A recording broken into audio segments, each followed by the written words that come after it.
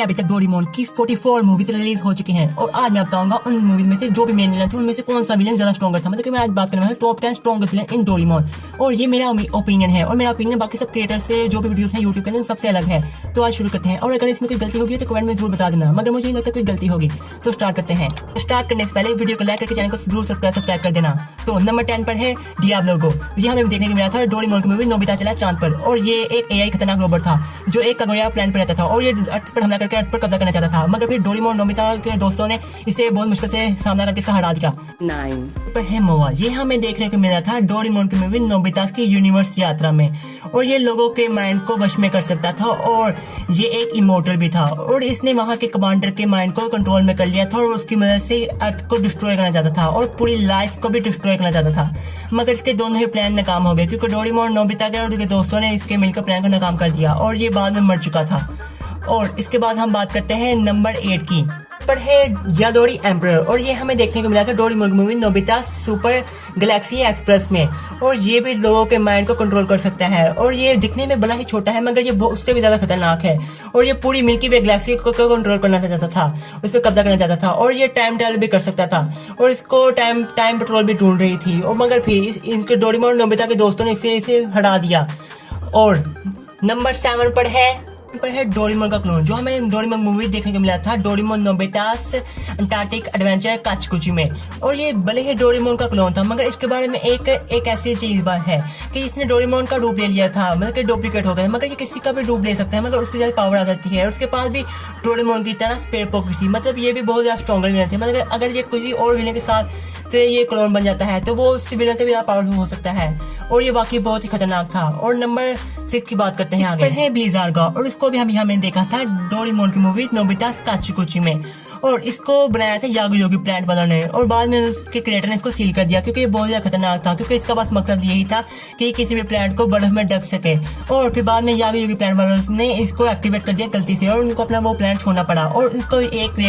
Creature यहाँ अर्थ में भी था और वो भी गलती से एक्टिवेट हो गया था और उसको बस रोका जाना था बस एक गोल्डन रिंग से और फिर बाद में नोबिता ने और डोरेमोन के दोस्तों ने जैसे इसको रोका आपने देखा, इसलिए इसको मैंने नंबर 6 पे रखा है, ये भी बहुत स्ट्रॉन्गर है। और नंबर 5 की बात करते हैं पर है मेकाटोपिया का आर्मी लीडर जो कि मेरी और आपकी डोरेमोन की फिर movie Nobita steel to war में हमें देखने को मिला था और उसके पास बहुत बड़ी आर्मी थी रोबोट और ये बहुत ज़्यादा स्ट्रॉन्गर था और डोरेमोन नोबिता के दोस्तों को इसको लाने में बहुत ज़्यादा मुश्किल आ रही थी, इसलिए उनको पूरा पास्ट बदलना पड़ गया और फिर यहाँ पे सब कुछ सही हो जाता है मगर उनके जो दोस्त होते हैं वो भी गायब हो जाते हैं। और उसके बाद जब उनका हमें एंड में दिखाया जाता है उनके रिरुरू और पिप्पो को, उसके बाद डोरेमोन के फैन इसको पार्ट 2 का आने का इंतजार कर रहे हैं मगर इसका अभी तक पार्ट 2 का नामो निशान नहीं है। और अब नंबर 4 पर है टाइटाई ओडोरोमी जो हमें देखने को मिला था डोरेमोन की movie Nobita three magical swordsman में जो कि बहुत ही ज़्यादा मिस्टीरियस मूवी है डोरेमोन की अभी तक और इसमें ये भी कैरेक्टर बहुत ज़्यादा मिस्टीरियस था और उसका एक और साथी था टोरियो और वो भी बहुत ज़्यादा मिस्टीरियस कैरेक्टर था। और टाइटाई ओडोरोमी के पास एक ताकत थी उसकी स्टिक में कि वो किसी को भी मिट्टी में बना सकता है और उसने नोबिता को मिट्टी में तब्दील कर दिया था मगर नोबिता के पास एक चांस था कि वो वापस से जिंदा हो सकता है, इसलिए वो बच गया, वरना नोबिता क्या तो वहाँ पर ही काम तमाम हो जाता। और उसके बाद फिर उन्होंने उसको बहुत ही मुश्किल से हरा दिया और फिर टाइटाई ओडोरोमी के पास एक ही नहीं बहुत ज़्यादा स्किल थी मगर वो अपनी ही गलती वजह से हार गया। और उसके बाद हम बात करते हैं नंबर 3 की और नंबर 3 पे है मेडुसा जो हमें देखने को मिली थी डोरेमोन की मूवी नोबिता डोरेमोन की मूवी नोबिता जादू मंदिर का जहन्नुम में और ये बहुत ही ज़्यादा ताकतवर थी जिसने डोरेमोन नोबिता को मिट्टी में मतलब कि स्टैचू में तब्दील कर दिया था और इसकी बैक स्टोरी के बारे में आपको सबको पता ही होगा। और हम नंबर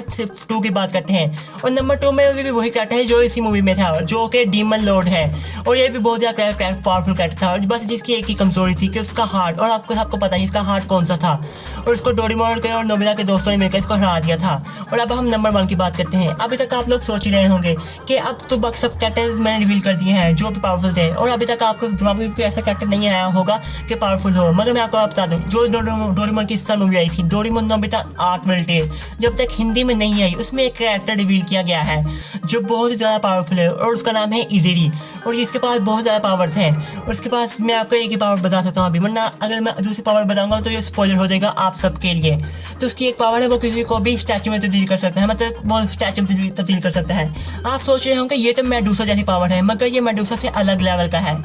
और इसके पास ये पावर है, वो किसी को रंग को छीन सकता है, मगर जब ये किसी के रंग को छीनता है फिर वो तब्दील हो जाता है स्टैचू में नहीं है। मगर पहले आपको इसके मूवी को देखना चाहिए, जिसको मैं अगले हफ्ते एक्सप्लेन करके साथ अपने यूट्यूब चैनल पे अपलोड करूँगा। मगर आपको मुझे भी सपोर्ट करना होगा, मतलब इसके लाइक करें, चैनल को जरूर सब्सक्राइब करना, और मैं इसके बारे में आपको बहुत ज़्यादा बताऊँगा कि ये क्यों पावरफुल है। और अभी तक बस इतना ही, तब तक के लिए बाय।